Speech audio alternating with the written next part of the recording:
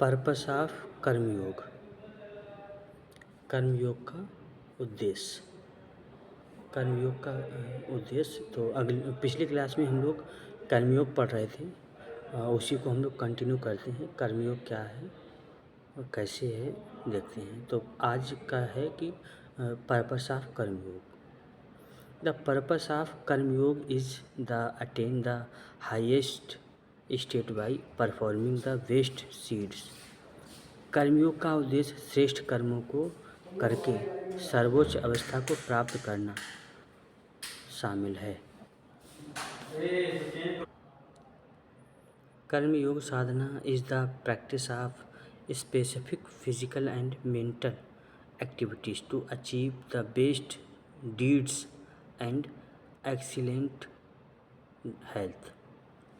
कर्मयोग साधना श्रेष्ठ कर्मों और उत्तम स्वास्थ्य को प्राप्त करने के लिए विशिष्ट शारीरिक और मानसिक गतिविधियों का अभ्यास है।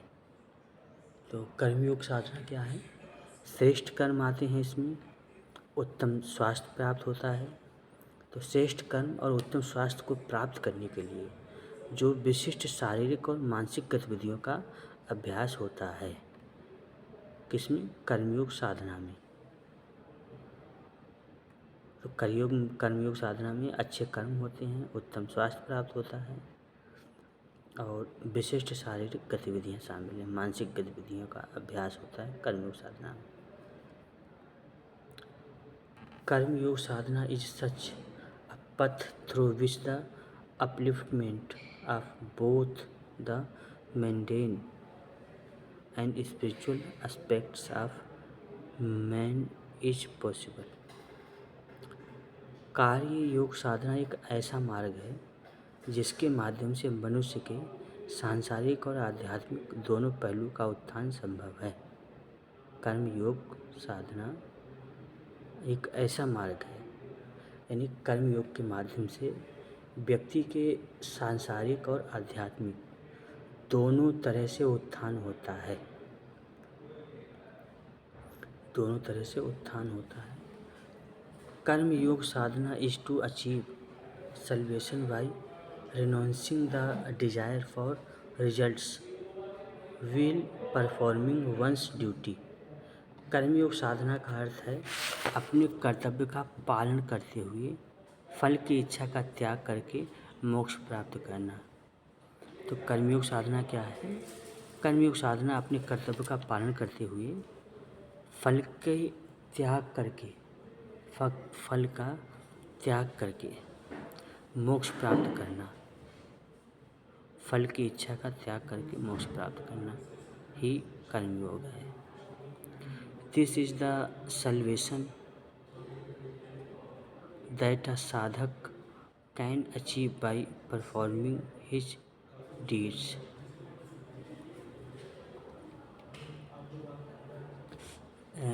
यह वह मोक्ष है जिसे एक साधक अपने कर्मों को कुशलतापूर्वक करके प्राप्त कर सकता है। तो अपने कर्मों को कुशलतापूर्वक प्राप्त करके इस मोक्ष को प्राप्त किया जा सकता है। Describe this is the Bhagavad Gita said in the Bhagavad Gita. इसका वर्णन करते हुए भगवद गीता में कहा गया है। क्या कहा गया है? बुद्धि युक्तो जहाति उभय सुकृत दुष्कृते तस्मात् योगा युजस योगा कर्मसु कौशलम। बुद्धि युक्तो जहाति उभय सुकृत दुष्कृते तस्मात् योगा युजस योगा कर्मसु कौशलम। तो क्या कहा है भगवान श्री कृष्ण ने भगवद गीता में? That is a man endowed with wisdom gives up attachment to both good and bad deeds. बुद्धि से युक्त मनुष्य अच्छे और बुरे दोनों कर्मों के प्रति आसक्ति का त्याग कर देता है। यानी चाहे अच्छे कर्म हो या बुरे कर्म हो, वह उनके प्रति अटैचमेंट नहीं रखता है, उनको पूरी तरह से त्याग देता है, पूरी तरह से त्याग कर देता है, चाहे अच्छे कर्म हो या बुरे कर्म हो। Such deeds are called skillful deeds. ऐसे कर्मों को कुशल कर्म कहा जाता है, यानी जिसमें अटैचमेंट ना हो, जिन कर्मों में लगाव ना हो, उनके फल की इच्छा ना हो, ऐसे कर्मों को कुशल कर्म कहा जाता है।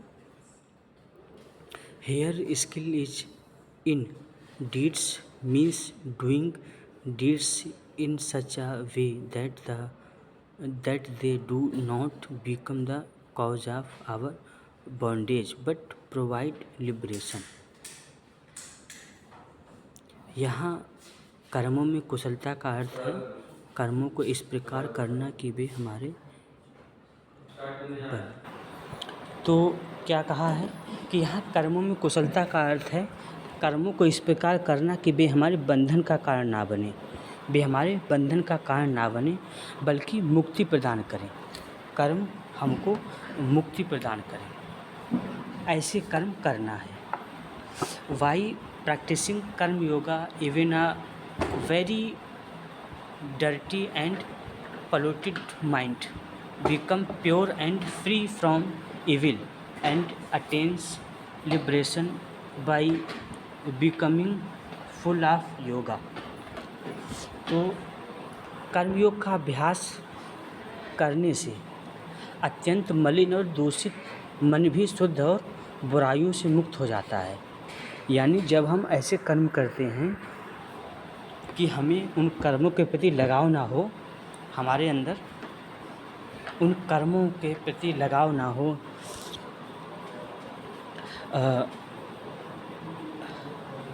और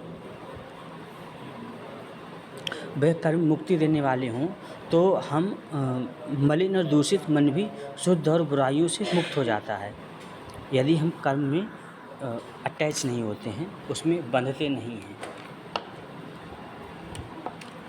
it is possible to attain salvation while performing one's prescribed deeds through the practice of कर्म योग। कर्म योग के अभ्यास से अपने निर्धारित कर्मों को करते हुए मोक्ष प्राप्त करना संभव है। कर्म योग के अभ्यास से अपने निर्धारित कर्मों को करते हुए मोक्ष प्राप्त करना संभव है, ऐसा भगवत गीता में कहा है। टाइप्स ऑफ कर्म योगा, कर्म योग के प्रकार।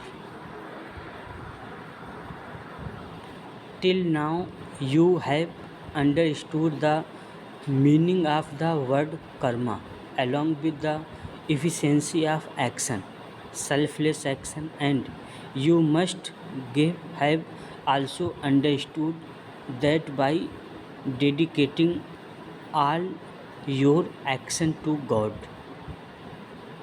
one attain the ultimate salvation। अब तक आप कर्म शब्द के अर्थ के साथ साथ कर्मों की कुशलता और निस्वार्थ कर्म को समझ चुके हैं, और अब आपने यह भी समझ लिया होगा कि अपने सभी कर्मों को ईश्वर को समर्पित करके मनुष्य परम मोक्ष प्राप्त करता है। तो अभी तक हम लोगों ने क्या पढ़ा है? अभी तक हम लोगों ने ये पढ़ा है कि कर्म को कैसे किया जाए, किस कुशलता से किया जाए, निस्वार्थ भाव से कर्म किया जाए, और ये कर्म हमको ईश्वर को समर्पित करके करना चाहिए। तो ये कर्म हमको मोक्ष प्राप्त करेंगे। क्या करेंगे? मोक्ष प्राप्त करते हैं। Now how many types of action are there describe in the scripture and the Gita. अब शास्त्रों और गीता के में कितने प्रकार के कर्म बताए गए हैं, उन पे वर्णन करते हैं, हम लोग पढ़ते हैं। तो देखते हैं कहाँ पे कितने कर्म बताए गए हैं। According to scriptures there are mainly 2 types of karma. शास्त्रों के अनुसार मुख्य रूप से 2 प्रकार के कर्म होते हैं। ठीक है, कौन कौन से कर्म होते हैं? एक होते हैं विहित कर्म और एक होते हैं निषिद्ध कर्म। प्रिस्क्राइब्ड डीड्स या गुड डीड्स और प्रोहिबिटेड एक्शन, इविल एक्शन। विहित कर्म, गुड डीड्स यानी जो कर्म अच्छे कर्म होते हैं वो विहित कर्म कहलाते हैं, निषिद्ध कर्म यानी जो बुरे कर्म होते हैं वो निषिद्ध कर्म कहलाते हैं, यानी जो करने योग्य नहीं होते हैं, जिनको नहीं करना चाहिए। तो सबसे पहले हम लोग पढ़ते हैं विहित कर्म, प्रिस्क्राइब्ड कर्म। प्रिस्क्राइब्ड कर्म इज आल्सो कॉल्ड सुस्वीकृत कर्म। स्वीकृत कर्म गुड कर्म। निर्धारित कर्म को सुकृत कर्म यानी अच्छे कर्म भी कहा जाता है। प्रिस्क्राइब्ड कर्म आल्सो हैज़ 4 टाइप्स: नित्य कर्म, नैमित्तिक कर्म, काम्य कर्म, प्रायश्चित कर्म। जो विहित कर्म हैं यानी जो निर्धारित कर्म हैं वो 4 प्रकार के हैं: नित्य कर्म, नैमित्तिक कर्म, काम्य कर्म और प्रायश्चित कर्म। विहित कर्म को निर्धारित कर्म भी कहा जाता है, यानी जो पहले से निर्धारित है, जिनको हमको करना ही पड़ेगा, जिन कर्मों को हमको करना ही पड़ेगा, जिनको करके किए बिना हम रह ही नहीं सकते। तो विहित कर्म कितने प्रकार के हैं? 4: नित्य कर्म, नैमित्तिक कर्म, काम्य कर्म और प्रायश्चित कर्म। तो सबसे पहले हम लोग पढ़ते हैं कौन सा? नित्य कर्म। नित्य कर्म क्या है? पहले इसको पढ़ते हैं कि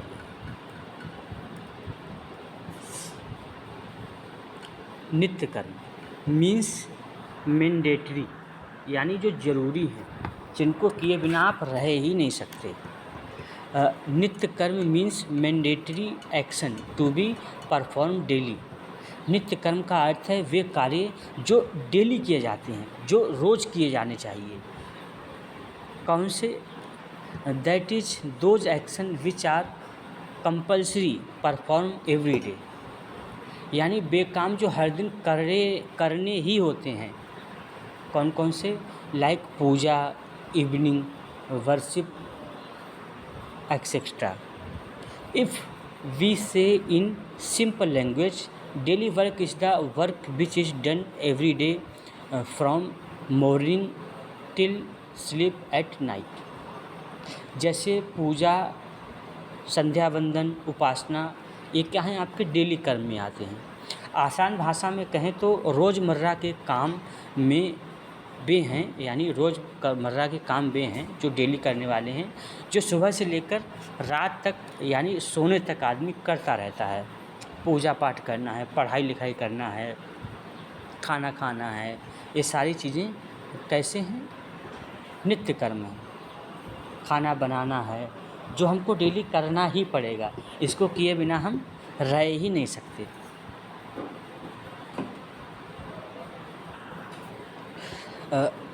नेक्स्ट आगे हैं नैमित्तिक कर्म। नैमित्तिक कर्म सच एज जात कर्म, संस्कार एंड कर्म, तर्पण एक्सेट्रा। जैसे जात कर्म होते हैं, तर्पण आदि वगैरह हैं, ये क्या है? नैमित्तिक कर्म है। Such sanskar karma which are perform for someone performing rituals according to the rules of any naimittik festival और celebration, उपनयन संस्कार of the birth of a son and cremation rites on the death of someone, श्राद्ध। जो कर्म किसी खास मौके पर किए जाते हैं, जैसे किसी को निमित्त मान के किए जाते हैं, जैसे त्यौहार है, उत्सव है, कोई अनुष्ठान करना है। जैसे किसी के यहाँ बेटे का जन्म हुआ, अब बेटे का जन्म हुआ है, उसके साथ साथ उन्होंने गांव वालों को, रिश्तेदारों को पूछ लिया और सबको खाना खिला दिया, यानी बच्चे के माध्यम से वो काम हो गया, लोगों को खाना खिला दिया। कहीं भागवत कराई, कहीं पूजा पाठ कराना है तो उसमें भगवान को माध्यम बना दिया, यानी जिसमें कोई एक निमित्त बन जाए, कोई कारण किसी के माध्यम से कोई काम हो जाए, तो वो कैसा हो गया? नैमित्तिक कर्म हो जाएगा। ठीक है। नेक्स्ट है काम्य कर्म। Performing rituals for the fulfilment of a desire is called kamya karma. किसी इच्छा को पूरा करने के लिए किए जाने वाले अनुष्ठान को काम्य कर्म कहा जाता है। यानी कोई अपनी इच्छा की पूर्ति के लिए, जैसे इसको such karmas are perform to obtain the desire object. ऐसे कर्म मनचाही चीज़ पाने के लिए किए जाते हैं। जैसे लोग कहते हैं ना, मंदिर जाते हैं कि भगवान जी या गणेश जी हम पास हो जाएं, आपको 1 किलो लड्डू चढ़ाएंगे। तो ये क्या हो गया? ये किसी चीज़ को पाने के लिए कर्म किया जा रहा है। यानी उनको लड्डू चढ़ाएंगे, लड्डू चढ़ाने का कर्म करेंगे, लेकिन क्या कुछ मिलना चाहिए। तो हम पास हो जाएं तब, हमको गाड़ी मिल जाए तब ऐसा करेंगे, हमको पुत्र की प्राप्ति हो जाए तो पुत्रेष्टि यज्ञ करेंगे। इस तरह से for example Putreshti yajna is perform to obtain a son and donation and yajnas are perform to obtain wealth prosperity and heaven. उदाहरण के लिए पुत्र पाने के लिए पुत्रेष्टि यज्ञ करना, धन प्राप्त करना, धन समृद्धि व स्वर्ग पाने के लिए दान देना। जैसे दान देते हैं ना, हम लोग दान देते हैं तो किस लिए दान देते हैं कि हमको स्वर्ग मिलेगा, हमको अच्छे कर्म होंगे हमसे, तो हमको समृद्धि मिलेगी और पैसा मिलेगा, घर में सुख शांति आएगी। तो यानी किसी इच्छा की पूर्ति के लिए हम कोई काम कर रहे हैं, मनचाही चीज़ प्राप्त करने के लिए। Also the prevent natural climates excessive rains to obtain rain in case of famine, यज्ञ, हवन, डोनेशन एक्सेट्रा आर काम्य कर्म। साथ ही प्राकृतिक आपदाओं या बहुत ज़्यादा बारिश को रोकने या अकाल के समय बारिश पाने के लिए यज्ञ, हवन, दान आदि करना भी काम्य कर्म कहलाता है। तो जैसे कहीं आपदा आ गई है, आपदा के समय में आप पूजा पाठ कर रहे हैं कि पूजा पाठ करने से आपदा कम हो जाएगी, या कहीं अकाल पड़ गया, सूखा पड़ गया है, आप उसको बारिश कराने के लिए यज्ञ, हवन कर रहे हैं, तो वो भी क्या हो जाएगा? काम्य कर्म हो जाएगा। यानी किसी कामना की पूर्ति के लिए आप कोई कर्म कर रहे हैं तो वह काम्य कर्म कहलाएगा। ठीक है। फिर नेक्स्ट जो अगला कर्म है वो है प्रायश्चित कर्म। प्रायश्चित कर्म, इसके नाम से ही पता चल रहा है, जब कोई कर्म किसी प्रायश्चित को लेकर किया जाता है, कोई प्रायश्चित दूर करने के लिए किया जाता है, तो प्रायश्चित कर्म कहलाता है। देखते हैं इसमें क्या है। अटोनमेंट कर्म। If any immoral act or sin is committed due to ignorance or intentionally, then the deeds done for its atonement are called atonement कर्म। अगर अनजाने में या जानबूझकर कोई नैतिक कार्य या पाप हो गया है, कोई अनैतिक कार्य हो जाए या कोई पाप हो जाए अनजाने में या जानबूझ के, तो उसके प्रायश्चित के लिए किए गए कार्य को, किए गए कर्म को प्रायश्चित कर्म कहते हैं। जैसे मान लीजिए हम रास्ता चलते जा रहे हैं, अचानक से हमारे पैर के नीचे चींटी आ जाए तो वो मर जाएगी। अब हमको क्या होगा? पश्चाताप होगा, हमारे पैर के नीचे चींटी आ गई, वो मर गई। तो उसके लिए फिर हम क्या करेंगे? ये मान्यता है कि यदि हम किसी को दान दे देते हैं या किसी को यज्ञ हवन कर देते हैं, कहीं पे पूजा पाठ कर लेते हैं, तो उसका पाप हम पे नहीं लगता है। यानी हमने चींटी मरने का प्रायश्चित कैसे दूर किया? पूजा पाठ करके, किसी को दान दे के। तो ये क्या हो गया? ये प्रायश्चित कर्म हो गया। चींटी हमसे मर गई थी और हमने उसका प्रायश्चित कैसे किया है? हमने यज्ञ हवन करके, दान दक्षिणा दे के। ठीक है। The deeds done as atonement for the wrong deeds done in this birth are ordinary atonement कर्म।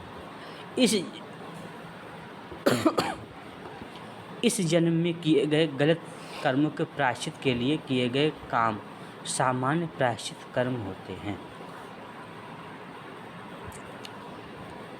The deeds done with penance and other rituals to reduce of sins of many births are called extra ordinary atonement karma. कई जन्मों के पापों को कम करने के लिए तपस्या और अनुष्ठान के साथ किए गए कामों को असाधारण प्रायश्चित कर्म कहा जाता है। यानी इस जन्म में मान लीजिए आपसे कोई पाप हो गया, कोई गलती हो गई, गलत कार्य हो गए, इस जन्म के प्रायश्चित के लिए जो कर्म करते हैं, जो प्रायश्चित करते हैं उसको सामान्य प्रायश्चित कहते हैं। और कई जन्मों के यदि पापों को कम करना है, दूर करना है, तो उसके लिए जो तपस्या की जाती है उसको असाधारण प्रायश्चित कर्म कहा जाता है। ठीक है, तो हो गया आपके 4 कर्म। कौन कौन से हो गए आपके 4 कर्म? नित्य कर्म, नैमित्तिक कर्म, काम्य कर्म और प्रायश्चित कर्म। ये विहित कर्म के प्रकार हैं। ठीक है, अब हम नेक्स्ट है इसी का दूसरा प्रकार निषिद्ध कर्म, प्रोहिबिटेड एक्शन। निषिद्ध यानी जिसको करना ही नहीं है, जो कर्म करने योग्य ही नहीं है, वो निषिद्ध कर्म कहलाते हैं। कौन कौन से हैं? Prohibited action are those action which are prohibited in the scripture. निषिद्ध कर्म वे कर्म हैं जिन्हें शास्त्रों में मना किया गया है, यानी ये कार्य करने ही नहीं है, ये कार्य करने ही नहीं है।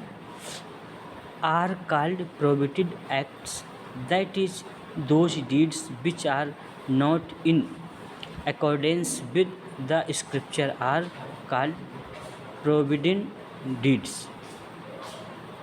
यानी वे काम जो शास्त्रों के अनुसार नहीं है, उन्हें निषिद्ध कर्म कहा गया है, निषिद्ध कर्म कहते हैं।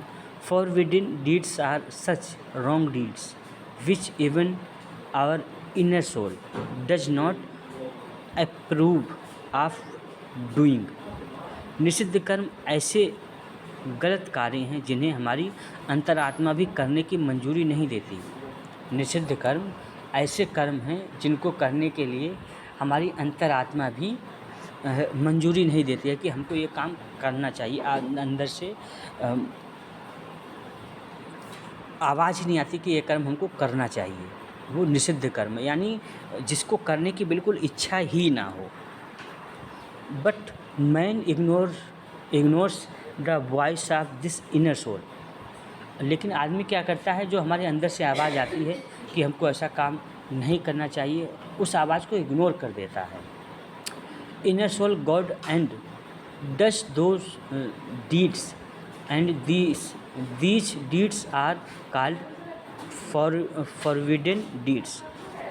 लेकिन इंसान अपनी अंतरात्मा की आवाज़ को नज़रअंदाज करके वे काम कर बैठता है और इन्हीं कर्मों को निषिद्ध कर्म कहा जाता है। These deeds include lying, adultery, violence, thief, etc. इन कामों को झूठ बोलना, व्यभिचार, हिंसा, चोरी आदि इनमें शामिल है। अब जैसे कोई चोरी करने जाता है तो अंदर से आवाज़ आती है, अंतरात्मा से आवाज़ आती है कि हमें चोरी नहीं करना चाहिए। कोई व्यभिचार करता है, कोई दुराचार करता है, कोई बलात्कार करने जाता है, कोई झूठ बोलने जाता है, कोई चोरी करने जाता है, कोई हिंसा करने जाता है। तमाम तरह के ऐसे कार्य हैं जो हमको करना ही नहीं चाहिए। जब ऐसे कार्य व्यक्ति करने जाता है तो उसके अंदर से आवाज़ आती है कि हमको ये कार्य नहीं करने चाहिए, लेकिन व्यक्ति उस आवाज़ को दबा के अपनी इच्छाओं की पूर्ति के लिए काम कर देता है, अपनी वासनाओं की पूर्ति के लिए काम कर देता है। लेकिन ये कर्म नहीं करने चाहिए, इनको निषिद्ध कर्म कहा गया है, यानी करना ही नहीं है। अगर ये कर्म हम करते हैं तो उसी हिसाब से फिर हमको उनका फल मिलता है, उनका परिणाम मिलता है। ठीक है, तो ये हो गए आपके निषिद्ध कर्म। ठीक,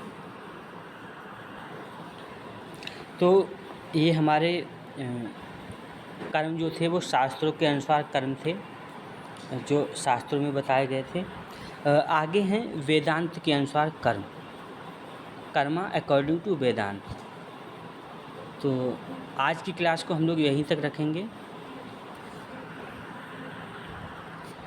अगर आपने BAMS, BHMS, BUMS, BNYS किया है तो लीगल वे में प्राइमरी स्टेज में एलोपैथिक प्रैक्टिस करना चाहते हैं तो आपको लीगल गवर्नमेंट कोर्स के बारे में बता रहे हैं, जो CCH कोर्स है, जिसकी जो 1 साल का कोर्स है, इसकी कंप्लीट फ़ीस 25,000 रुपये है।